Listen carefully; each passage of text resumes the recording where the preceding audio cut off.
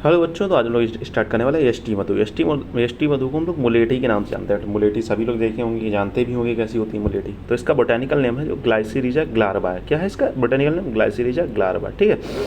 इसकी जो फैमिली है वो फेवेसी फैमिली है। हिंदी में इसे मधुक कहते हैं। देखो, हिंदी में इसे जेठ मधु कहते हैं। इसके जो पर्याय हैं मधुक है, यष्टि मधु है और जलज है। मतलब ये जल में पाया जाता है, इसलिए इसका एक पर्याय जलज है। मधुक यानी कि मधु मधु मधु यानी मधुर होती है तो मधुक कहते हैं इसे। यष्टि मधु तो यष्टि मधु हो गई होगा। इंग्लिश में इसे लिकोराइस के नाम से जाना था। इंग्लिश में इसे किस नाम से जाना है? लिकोराइस, ठीक है। अगर रसपंचक की बात करेंगे हम लोग, इसका स्वरूप की बात करें तो स्वरूप क्या है इसका? शुभ है, ठीक है। फिर से हम लोग इसके रसपंचक की बात करें तो रस क्या है? मधुर है। गुण क्या है? गुरु स्निग्ध है, ठीक है।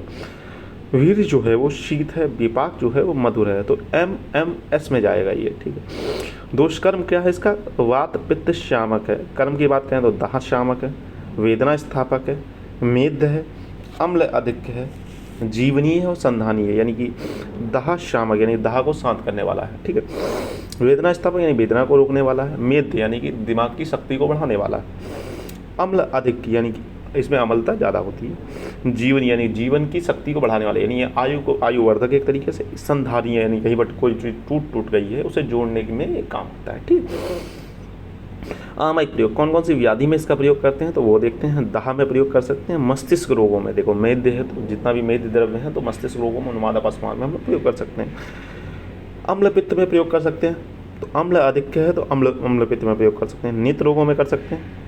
शुक्रवर्धक यानी कि जीवनी है तो शुक्रवर्धक जरूर होगा, तो शुक्रवर्धक। और साथ में बल है, मतलब बल को बढ़ाने वाला है। प्रयोजन की बात करें तो इसका क्या क्या हम लोग प्रयोग कर सकते हैं? मूल प्रयोग करते हैं।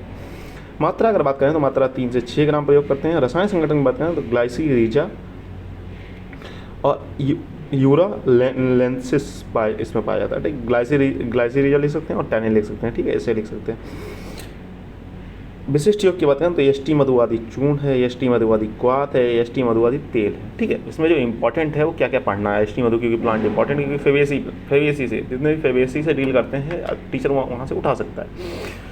तो यष्टि मधु का सबसे जरूरी चीज़ है बोटेनिकल नेम ग्लाइसिरिजा ग्लार्बा, आपको ना याद होना चाहिए। फैमिली याद होनी चाहिए इसकी, फेवेसी फैमिली है। और पर्याय के नाम से कभी पूछ लेता है, ठीक है। यष्टि मधु का पर्याय जलज के नाम से अगर पूछ लिया तो बच्चे कन्फ्यूज हो सकते हैं। बच्चे कहेंगे ये क्या आ गया, तो वो जलज आपको याद करना है। यष्टि मधु, मधुक तो याद रहेगा, मधुक माने मुलेठी होता है, ठीक है।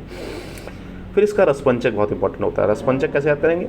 रस, विपाक और वीर। तो रस विपाक वीर का क्या होगा? MMU यानी मधुर मधुर शीत। इस तरीके से आप याद कर सकते हैं। मेरा ये तरीका था, आप कुछ अलग तरीके से याद कर सकते हैं। अब फिर कर्म की बात करें तो कर्म 1-2 याद कर लेंगे, काफ़ी है। जैसे वेदना स्थापक याद कर लें, मेद याद कर लें, अमल अधिक याद कर लें, ठीक है। आमलायिक प्रयोग किस में प्रयोग करते हैं? जो कर्म है उन्हीं को आमलायिक प्रयोग में बदल सकते हैं, बस उनकी बीमारी लिखने। दाह शामक है तो दाह रोगों में इस्तेमाल कर। वेदना स्थापक है यानी वेदना अत्यधिक शूल में, ठीक है। अम्ल अधिक है तो अम्ल पित्त में, ठीक है। नेत्र रोगों में, शुक्रवर्धक और बल्ले में, ठीक है। प्रयोज्यांग इसका मूल है तो याद करने की कोई जरूरत नहीं। जिनका मूल है उनका मत याद करिए, ठीक है। जो नहीं समझ में आएगा तो फिर मूल है। तो मात्रा इसकी 3 से 6 ग्राम नॉर्मली है चूर्ण की। तो रासायनिक संगठन ग्लाइसिरिजन है, यूरानेनिस है, तो ये चीज़ें काफ़ी ठीक रहेंगी, ठीक है। ठीक है बच्चों, फिर मिलते हैं नेक्स्ट लेक्चर में। तब तक के लिए हैव अ नाइस डे। पढ़ते हैं मस्त।